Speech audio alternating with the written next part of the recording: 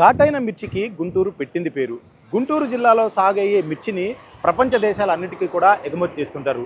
ముఖ్యంగా గతంలో యూరప్ అదేవిధంగా అమెరికాలకు ఎక్స్‌పోర్ట్‌లు ఉండగా తర్వాత పక్క దేశాలకు ముఖ్యంగా Bangladesh, China, Thailand, Malaysia, Sri Lanka ఇలా అనేక ఆగ్నేయాసియా దేశాలకు కూడా గుంటూరు నుంచి మిర్చి ఎగుమతి అవుతూ ఉంటుంది. ఒక గుంటూరు నుంచే కాదు, గుంటూరు జిల్లాతో పాటు ఏపీలో సాగయ్యే మిర్చిని ఎక్కడ ఎక్స్‌పోర్టర్స్ కొనుగోలు చేసినా కానీ ఇండియా నుంచి కూడా విదేశాలకు ఈ మిర్చిని ఎగుమతి చేస్తూ ఉంటారు.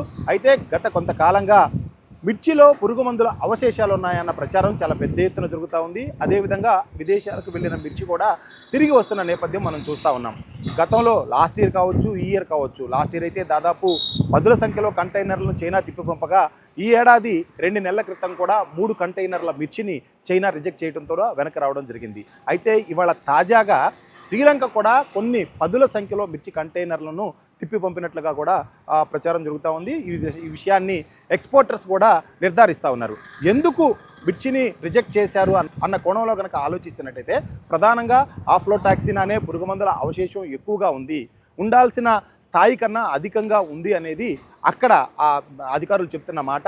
ఎందుకంటే ఎంఆర్ఎల్ అంటారు, మ్యాక్సిమం రెసిడ్యూస్ లెవెల్. ఈ మ్యాక్సిమం ఎంఆర్ఎల్ లెవెల్ కన్నా అధిక సంఖ్యలో ఏ పురుగు మందుల అవశేషం ఉన్నా కానీ వాటిని తిరిగి పంపిస్తున్న నేపథ్యం కనిపిస్తుంది. ముఖ్యంగా కరోనా తర్వాత అన్ని దేశాలు కూడా ఆయా దేశ ప్రజల ఆహారం, వాళ్ళు వినియోగిస్తున్న ఆహార పదార్థాల పట్ల తగిన జాగ్రత్తలు తీసుకుంటున్న నేపథ్యంలో ఎక్కడైనా సరే ఎంఆర్ఎల్ లెవెల్ కన్నా అధిక సంఖ్యలో పురుగు మందుల అవశేషాలు కనుక ఉంటే వాటిని రిజెక్ట్ చేస్తున్న పరిస్థితిని అయితే చూస్తూ ఉన్నాం.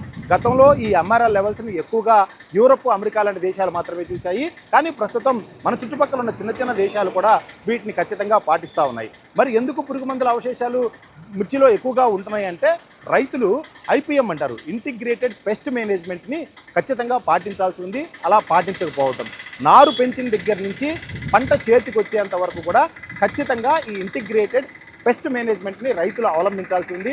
కానీ అవగాహన లోపంతో రైతులు అటువంటి ఏదైతే పద్ధతులు ఉన్నాయో ఆ పద్ధతులను కరెక్ట్గా అవలంబించడం లేదు. దీంతో మిర్చిలోకి పురుగు మందుల అవశేషాలు వస్తున్నాయి. ఈ మిర్చిని ఇక్కడ కొనుగోలు చేసి ఎక్స్పోర్ట్ చేస్తున్న ఎక్స్పోర్టర్లందరికీ కూడా తిరిగి వెనక్కి వస్తున్న పరిస్థితిని అయితే చూస్తూ ఉన్నాం. ఇప్పటికీ ఎక్స్పోర్టర్స్ చెప్తుంది ఒకటే, ఏదైతే పురుగు మందులను వాడుతున్నారో పురుగు మందులను వాడటానికి ఒక ఖచ్చితమైన నిబంధనలు ఉన్నాయి. ఆ నిబంధనల్ని రైతులు ముందుగా అవలంబించాలి. ఎందుకంటే పంట కోతకు వచ్చే సమయంలో పురుగు మందులు వాడకూడదు. ఒక పురుగు మందుని ఎన్ని రోజుల తర్వాత వాడాలి అంటే టైం ఇంటర్వెల్స్ అంటాం. ఎన్ని రోజులు ఒకసారి పిచికారీ చేయడానికి, రెండోసారి పిచికారీ చేయడానికి ఎంత టైం ఇంటర్వెల్ ఉండాలి అనేది కూడా ఖచ్చితంగా తెలుసుకోవాలి. ఇలా తెలుసుకొని రైతులు అవగాహనతో ఈ పురుగు మందుల్ని వినియోగించాలి అనేది మొట్టమొదటిగా చెప్తా ఉన్నమాట. మరొక వైపు పోస్ట్ హార్వెస్టింగ్ కూడా ఉంది. పోస్ట్ హార్వెస్టింగ్ అంటే రైతులు కళ్ళాల్లోనే మిర్చిని ఆరబోస్తూ ఉంటారు. ఈ ఆరబోసి ఎక్కడైతే పురుగు మందులు వాడుతూ ఉంటారో ఆ పురుగు మందుల అవశేషాలన్నీ కూడా భూమిలో కలుస్తూ ఉంటాయి. ఆ భూమిలో కలిసిన దగ్గరే ఈ రైతులు మిర్చిని కూడా ఆరబెడతా ఉంటారు. దీంతో పూర్తి స్థాయిలో తేమ శాతం తగ్గకుండానే, అంటే దాదాపుగా ఇప్పుడు ఇతర దేశాల్లో కనుక చూసినట్టయితే 7% లోపల తేమ ఉంటే వాటిని కూడా కొనుగోలు చేస్తారు, విదేశాల్లో కూడా అనుమతిస్తారు. కానీ మన మిర్చి యార్డ్కి వచ్చే 5% మిరపకాయల్లో దాదాపు 11% తేమ శాతం ఉన్నట్లుగా కూడా ఇక్కడ ఉన్న రికార్డులు చెప్తా ఉన్నాయి. కాబట్టి మొత్తం మీద ఈ రైతుల అవగాహనతో ఈ మిర్చిని సాగు చేయాల్సిన అవసరం ఉందనేది ఎక్స్పోర్టర్స్ వైపు నుంచి వినిపిస్తున్నమాట. అదేవిధంగా వ్యవసాయ శాఖ అధికారులు కావచ్చు, అదేవిధంగా ఉద్యానవన శాఖ అధికారులు కావచ్చు, వీరంతా చెప్తుంది ఏంటంటే రైతులు మరింతగా ఏదైతే ప్రపంచంలో ఉన్న నిబంధనలు ఉన్నాయో మన మిర్చిని కొనుగోలు చేయడానికి వాళ్ళు ఏదైతే నియమాలు పెడుతున్నారో వాటికి అనుగుణంగా ఇక్కడ సాగు చేయాల్సిన అవసరం ఉంది. ఇప్పటి వరకు ఉన్న పద్ధతులు వేరు, ఇక్కడ నుంచి ఉండబోయే పద్ధతులు వేరు. వీటన్నిటి మీద రైతులు అవగాహన కలిగించుకోవాలి. దాదాపు 60,000 హెక్టార్లలో ఏపీలోనే మిర్చి సాగు అవుతూ ఉంది. ఒక గుంటూరుతో పాటు గుంటూరులో అత్యధికంగా సాగు చేసినప్పటికీ గుంటూరు తర్వాత ప్రకాశం కావచ్చు, కర్నూలు కావచ్చు, కృష్ణా జిల్లాల్లో కూడా అధిక సంఖ్యలో మిర్చిని సాగు చేస్తున్నారు. ఇక్కడికి గుంటూరు మిర్చి యార్డ్కి ఈ చుట్టుపక్కల జిల్లాల నుంచి కూడా పెద్ద ఎత్తున మిర్చిని విక్రయించడానికి తీసుకువస్తుంటారు. రైతుల్లో అవగాహన లేనితో ఈ పురుగు మందుల అవశేషాలు అధికంగా ఉండటం మన మిర్చికి ఎప్పటికప్పుడు శరాఘాతంగా మారుతూ ఉంది. ఎక్స్పోర్టర్స్ లేకపోయినట్టయితే ధర అనుకూలంగా ఉండే అవకాశం లేదు.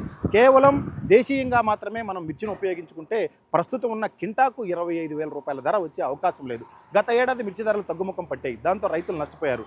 కానీ ఈ ఏడాది అంటే ముఖ్యంగా 2025-26 మార్కెట్ సీజన్లో కనుక చూసుకున్నట్టయితే ఈ సీజన్లో రైతులకి మంచి ధర లభించింది. కింటాకి 25,000 రూపాయలు తగ్గకుండా ఓవరాల్గా కనుక చూసుకుంటే ఏ వెరైటీ అయినా కావచ్చు, తేజ కావచ్చు, బ్యాడ్గి కావచ్చు, 301, 304 ఇట్లా ఏ వెరైటీ చూసుకున్నా కింటాకి 20,000 రూపాయల ధర తగ్గకుండా ఉంది.